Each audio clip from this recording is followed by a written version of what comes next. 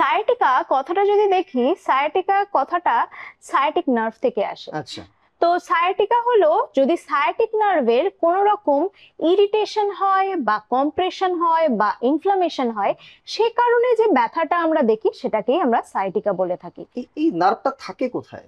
এই নার্ভটা আমাদের কোমরের লাম্বার স্পাইনের একটা জায়গা থেকে বেরোয় এবং সেটা একদম নিচের দিকে পায়ের দিকে আসে। আচ্ছা আচ্ছা। তো কাদের ক্ষেত্রে এই ধরনের সমস্যা হওয়ার সম্ভাবনা সব থেকে বেশি? সায়াটিকার সমস্যা তাদেরই বেশি যাদের ধরুন লাম্বার স্পাইনে, যাদের ধরুন এই যে ডিস্কে এখানে ডিস্ক বাল্জ হয়ে যায়। এই ডিস্ক বাল্জ হলে এই যে সাইড দিয়ে যে নার্ভ গুলো বেরোচ্ছে, এখানেই একটা নার্ভ এরকম সায়াটিক নার্ভ বেরোয়। আচ্ছা। বাঞ্চ অফ নার্ভ মিলে সায়াটিক নার্ভটা ফর্ম করে। তো সেই ডিস্কটা বাল্জ হলে এখানে এই নার্ভটা কম্প্রেশন হতে পারে। আচ্ছা। কোনো কোনো ক্ষেত্রে আবার এইখানে যেখান দিয়ে বেরোচ্ছে এই হাড়ের এই গ্যাপের এই জায়গাটা ছোট হয়ে যেতে পারে।